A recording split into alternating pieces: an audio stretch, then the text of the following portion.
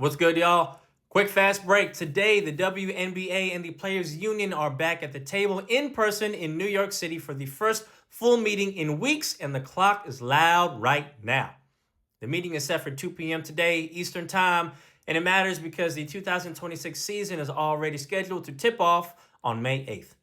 So this isn't we'll figure it out eventually energy. This is the off-season is literally stuck in traffic energy.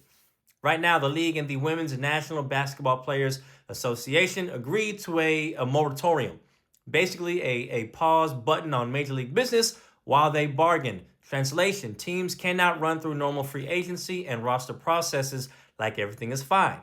Everything is not fine. Everything is, in fact, frozen. And here's the core fight in plain English.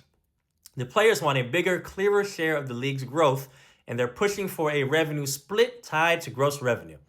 The league's counter is built more around net revenue after expenses, and they floated big salary growth concepts, including a max base salary target that jumps dramatically compared to where things have already been.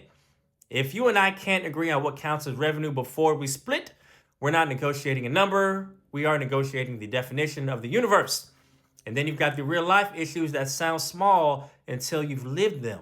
Housing, roster rules like the core designation and the whole off-season domino line, free agency, the draft calendar, and expansion logistics.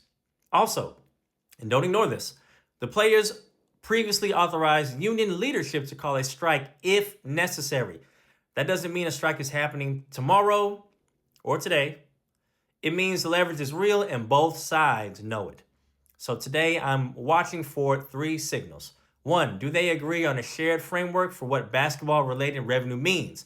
2, do they set an actual bargaining schedule that looks like a plan?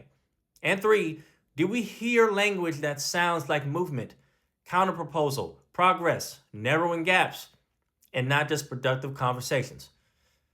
Because the league is growing fast, the question is whether the new deal lets the people on the court share in that growth like the main event and not like an afterthought. That's all I have for y'all today. Thank you for tuning in, and I'll see you on the next one.